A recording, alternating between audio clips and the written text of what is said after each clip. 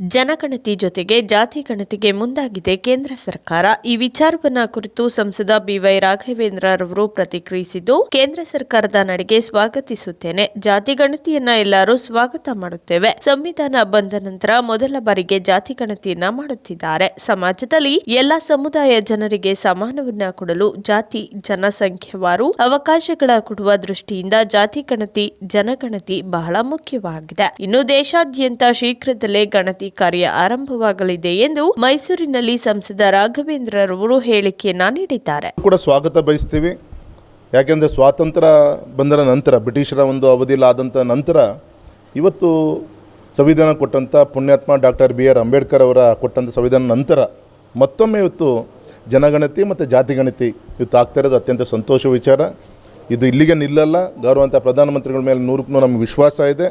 ಯಾರು ಅಂಬೇಡ್ಕರ್ ಫೋಟೋವನ್ನು ಕೇವಲ ಪೂಜೆಗಷ್ಟೇ ಸೀಮಿತ ಮಾಡಿಕೊಂಡು ಬದುಕಿದ್ದಾಗ ಅವ್ರಿಗೆ ಕಣ್ಣೀರಿಡಿಸೋಂಥ ಪಕ್ಷ ಯಾರು ಅಂಥೇಳಿ ಇವತ್ತು ಇಡೀ ಪ್ರಪಂಚಕ್ಕೆ ಗೊತ್ತಿದೆ. ಆದರೆ ಗೌರವಂತ BR ಅಂಬೇಡ್ಕರ್ ಅವರ ಜನ್ಮಸ್ಥಳ ಇರ್ಬೋದು, ಕೊನೆ ಉಸಿರನ್ನು ಎಳೆದಂಥ ಸಂದರ್ಭ ಇರ್ಬೋದು, ಅವರು ವಿದ್ಯಾಭ್ಯಾಸ ಮಾಡಿದಂಥ ಜಾಗಗಳಿರ್ಬೋದು, ಇದೆಲ್ಲದೂ ಕೂಡ ಅಭಿವೃದ್ಧಿ ಮಾಡೋಂಥ ಕಾರ್ಯ ಪುಣ್ಯಾತ್ಮ ಮೋದಿಜಿಯವ್ರ ನೇತೃತ್ವದಲ್ಲಿ ಆಗ್ತಾಯಿದೆ. ಮತ್ತು ಎರಡನೇದು, ಅಂಬೇಡ್ಕರ್ ಅವ್ರನ್ನ ಯಾರು ಸೋಲಿಸಿದ್ರು ಆ ಪುಣ್ಯಾತ್ಮಂಗೆ ಪದ್ಮಶ್ರೀ ಪ್ರಶಸ್ತಿ ಸಿಗ್ತೇ ಹೊರತು ಇವರಿಗೆ ಭಾರತ ರತ್ನ ಕೊಡಲಿಕ್ಕೆ ಮತ್ತು ಅಟಲ್ಜಿನೇ ಬರಬೇಕಾಯಿತು. ಹಾಗಾಗಿ ಇದು ಪ್ರಪಂಚಕ್ಕೆ ಎಲ್ಲರೂ ಕೂಡ ಗೊತ್ತಾಗಿದೆ. ಹಾಗಾಗಿ ಅಂಬೇಡ್ಕರ್ ಅವರ ಒಂದು ಸಂವಿಧಾನ ಚೌಕಟ್ಟಲ್ಲಿರುವಂಥ ಈ ವಿಚಾರವನ್ನು ಉಪಯೋಗಿಸ್ಕೊಂಡು ಜನಗಣತಿ ಜಾತಿ ಗಣತಿಯನ್ನು ಮಾಡಿಕೊಂಡು ಅಂಬೇಡ್ಕರ್ ಅವರ ಅಪೇಕ್ಷೆನೇ ಇದೆ. ಅದು ಮೀಸಲಾತಿ ಇರೋದು, ಇನ್ನೊಂದಿರ್ಬೋದು, ಒಂದು ಸಾಮಾಜಿಕ ಧ್ವನಿಯನ್ನು ಕೊಡಲಿಕ್ಕೆ 100% ಮೋದಿಜಿಯವರು ಗಣತಿ ವಿಚಾರದಲ್ಲೂ ಕೂಡ ರಾಜ್ಯ ಸರ್ಕಾರ ಕಾಪಿ ಮಾಡ್ತಾ ಇದೆ ಅಂತಕ್ಕಂಥ ಒಂದು ಮಾತನ್ನು CM ಸಿದ್ದರಾಮಯ್ಯ ಹೇಳ್ತಾರೆ. ಒಂದು ರಾಜ್ಯದ ಕಾಪಿ ಮಾಡ್ಕೊಂಡು ದೇಶ ನಡೆಸುವಂಥ ಅವಶ್ಯಕತೆ ಮೋದಿಜಿಯವರಿಗೆ ಬಂದಿಲ್ಲ. ಗ್ಯಾರಂಟಿಗಳು ಕಾಪಿ ಮಾಡೋದು, ಅವ್ರು ಮಾಡಿದಂಥ ಅನೇಕ ತಪ್ಪುಗಳನ್ನು ತಿದ್ದಿ ಇವತ್ತು ಭಾರತಕ್ಕೆ ಭವಿಷ್ಯ ಕಟ್ಟುವಂಥ ಕೆಲಸ ಮೋದಿಜಿಯವ್ರು ಮಾಡ್ತಾ ಇದ್ದಾರೆ. ಹಾಗೆ ಜಾತಿ ಗಣತಿ ವಿಚಾರದಲ್ಲೂ ಕೂಡ ಹಿಂದೆ ಘೋಷಣೆ ಮಾಡಿದರು, ಆಗಬೇಕಾಗಿತ್ತು, ಕೋವಿಡ್ ಬಂತು, ಹಾಗೆ ಬೇರೆ ಬೇರೆ ಕಾರಣಕ್ಕೆ ಪೋಸ್ಟ್ಪೋನ್ ಆಗಿತ್ತು. ಇವತ್ತು ಅದು ಸಾಮಾಜಿಕವಾಗಿ ಶೈಕ್ಷಣಿಕವಾಗಿ ಜಾತಿ ಗಣತಿ ಇದೆಲ್ಲದೂ ಕೂಡ ಇಟ್ಕೊಂಡು ಇತ್ತು ಮಾಡ್ತಾ ಇದ್ದಾರೆ ಸರ್.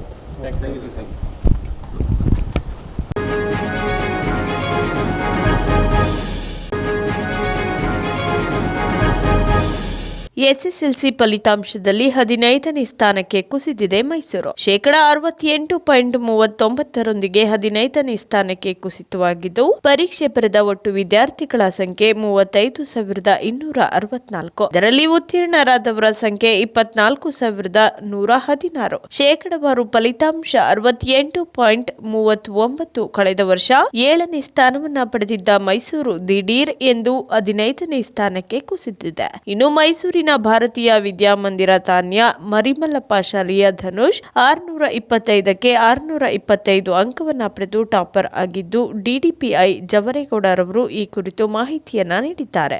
24-25ನೇ ಸಾಲಿನ SSLC ಫಲಿತಾಂಶ ಇವತ್ತು ಹೊರಬಿದ್ದಿದೆ. ನಮ್ಮ ಮೈಸೂರು ಜಿಲ್ಲೆಯ ಫಲಿತಾಂಶ 68.39 ಇದೆ. ತುಂಬ ಸಂತೋಷ ಕೂಡ ತಂದಿದೆ. ಈ 35,264 ಮಕ್ಕಳು ಪರೀಕ್ಷೆ ಕೊಟ್ಟಿದ್ದರು. 20,654 ಮಕ್ಕಳು ತೇರ್ಗಡೆಗೊಂಡಿದ್ದಾರೆ. ಇನ್ನೂ ಹೆಚ್ಚಿನ ಸಂತೋಷ ಸುದ್ದಿ ಏನಪ್ಪ ಅಂದರೆ, ನಮ್ಮ ಜಿಲ್ಲೆಗೆ 125ಕ್ಕೆ 125 ಅಲ್ಲ 625ಕ್ಕೆ 625 ಅಂಕಗಳು ತುಂಬ ಸಂತೋಷ ತಂದಿದೆ. ಒಂದು ಮರಿಮಲ್ಲಪ್ಪದಲ್ಲಿ ಧನುಷ್ ಅಂತೇಳಿ, ಒಂದು ಭಾರತ ವಿದ್ಯಾಭವನ ತನ್ನಿಯ RN ಅಂತೇಳಿ 2 ಟಾಪರ್. ಇಡೀ ರಾಜ್ಯದಲ್ಲಿ ಮೈಸೂರು ಜಿಲ್ಲೆಗೆ 2 ಟಾಪರ್ ಬಂದಿರೋದು ತುಂಬ ಸಂತೋಷ ಪಟ್ಟಿದೆ. ಈ ಬಂದಿರೋ ಫಲಿತಾಂಶದಲ್ಲಿ ನಮ್ಮ ಎಲ್ಲರೂ ಕೂಡ ಎಲ್ಲ ಶಿಕ್ಷಕರು, ಎಲ್ಲ BOs ಕೂಡ ಎಲ್ಲ ಕೆಲಸ ಮಾಡಿದ್ದಾರೆ. ಉತ್ತಮವಾದ ಫಲಿತಾಂಶ, ಗುಣಮಟ್ಟದ ಫಲಿತಾಂಶ ಬಂದಿರೋದಕ್ಕೆ ತುಂಬ ಸಂತೋಷ.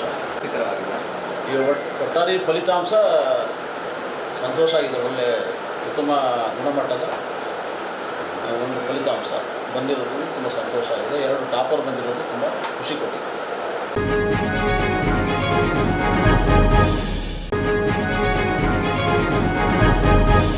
ಎಸ್ಎಸ್ಎಲ್ಸಿ ಪರೀಕ್ಷೆ ಫಲಿತಾಂಶ ಪ್ರಕಟವಾಗಿದ್ದು ಮೈಸೂರಿನ ವಿದ್ಯಾರ್ಥಿಗೆ 625ಕ್ಕೆ 625 ಅಂಕ ದೊರೆತಿದೆ. ಇನ್ನು ನಗರದ ಮರಿಮಲ್ಲಪ್ಪ ಶಾಲೆಯ ವಿದ್ಯಾರ್ಥಿ ಧನುಷ್ 625 ಅಂಕವನ್ನ ಪಡೆದಿದ್ದು ಶಾಲೆಯಲ್ಲಿ ಸಂಭ್ರಮಾಚರಣೆಯನ್ನ ಆಚರಿಸಿದ್ದಾರೆ ಶಾಲೆಯ ಶಿಕ್ಷಕರು ಹಾಗೂ ಸಿಬ್ಬಂದಿಯವರು. ಇನ್ನು ಸಿಬ್ಬಂದಿಯಿಂದ ಸಿಹಿಯನ್ನ ಹಂಚಿ ಸಂಭ್ರಮಿಸಲಾಗಿದ್ದು ಅನಾರೋಗ್ಯದಲ್ಲೂ ಪರೀಕ್ಷೆಯನ್ನ ಎದುರಿಸಿ 625 ಅಂಕವನ್ನ ಗಳಿಸಿ ಸಾಧನೆಯನ್ನ ಗೈದಿದ್ದಾರೆ ವಿದ್ಯಾರ್ಥಿ. ಇನ್ನು ನಗರದ ಅಗ್ರಹಾರ ನಿವಾಸಿ ಶಿವಕುಮಾರ್ ಮತ್ತು ಸವಿತಾ ದಂಪತಿ ಪುತ್ರ ಧನುಷ್ ಗಣನೀಯ ಸಾಧನೆಯನ್ನ ಪಡೆದಿದ್ದು ಶಾಲೆಯ ಆವರಣದಲ್ಲಿ ವಿದ್ಯಾರ್ಥಿ ಧನುಷ್ ಪೋಷಕರ ಹರ್ಷವನ್ನ ವ್ಯಕ್ತಪಡಿಸಿದ್ದಾರೆ. ಇನ್ನು ಪಾಠ ಹೇಳಿಕೊಟ್ಟ ಶಿಕ್ಷಕರಿಂದಲೂ ಶ್ಲಾಘನೆ ದೊರೆತಿದೆ.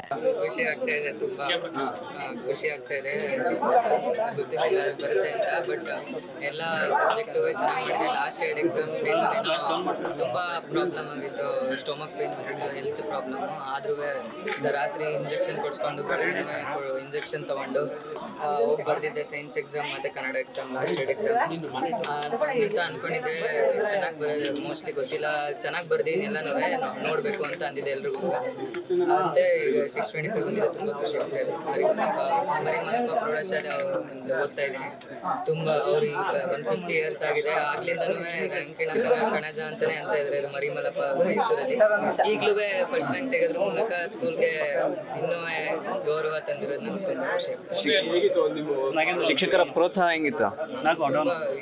ಅಂದ್ರೆ ಫಸ್ಟ್ ಇಂದನೂ 10th ಬಂದಾಗಿಂದನೂ ಫಸ್ಟಿಂದನೂ ಟೀಚರು HM ಆಗಿರ್ಬೋದು, ಯಾರ್ಯಾರು ಆಗಿರ್ಬೋದು, ತೆಗಿಬೇಕು, ನಿನ್ನ ಹತ್ರ ಇದೆ, ಛಲ ಇದೆ, ನೀನು ತೆಗಿ, 625 ತೆಗಿಯೋಕ್ಕಾಗುತ್ತೆ ನಿನ್ನ ಕೈಲಿ ಅಂತ ಫಸ್ಟಿಂದನೂ ಪ್ರೋತ್ಸಾಹ ಕೊಡ್ತಾ ಇದ್ರು.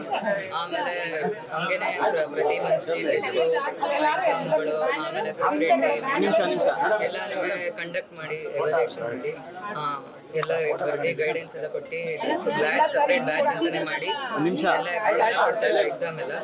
ಅದರಿಂದ ತುಂಬ ಹೆಲ್ಪ್ ಆಯಿತು ಅದ್ರ ಎಕ್ಸಾಮ್. ಇತ್ತು ಫಸ್ಟ್ ಬಂದ ತಕ್ಷಣ ನಾನು ಅನ್ಕೊಂಡಿದ್ದೆ ನಾನು 625 ತೆಗಿಲೇಬೇಕು, ಎಲ್ಲರೂ ಇದನ್ನು ಹೇಳ್ಬೇಕು, ನಮ್ಮ ಅಪ್ಪ ಅಮ್ಮಂಗೂ ಇದು ಬರುತ್ತೆ, ಆವಾಗ ನಾನು ತೆಗೆದ್ರೆ ಎಲ್ಲ ಖುಷಿ ಆಗುತ್ತೆ ಅಂತ ಅಂದ್ಬಿಟ್ಟು ಫಸ್ಟಿಂದನೇ ನಂಗೆ 625 ತೆಗಿಬೇಕಂತಿತ್ತು. ಅದೇ ಥರ ಎಲ್ಲನೂ ಮಾಡಿ ಟೀಚರ್ ಸಹಕಾರ ಮತ್ತು ಪೇರೆಂಟ್ಸ್ ಸಹಕಾರ ಎಲ್ಲ ಇದರಿಂದ ಅದು ನಿಜ ಆಗುತ್ತೆ. ಮುಂದೆ ಫ್ಯೂಚರಲ್ಲಿ ಏನು ಮಾಡಬೇಕು ಅಂತ ಮುಂದೆ ನೋಡಬೇಕು, ಮೆಡಿಕಲ್ ಮಾಡಬೇಕು ಅಂತ ಅಂದ್ಕೊಂಡಿದ್ದೀನಿ.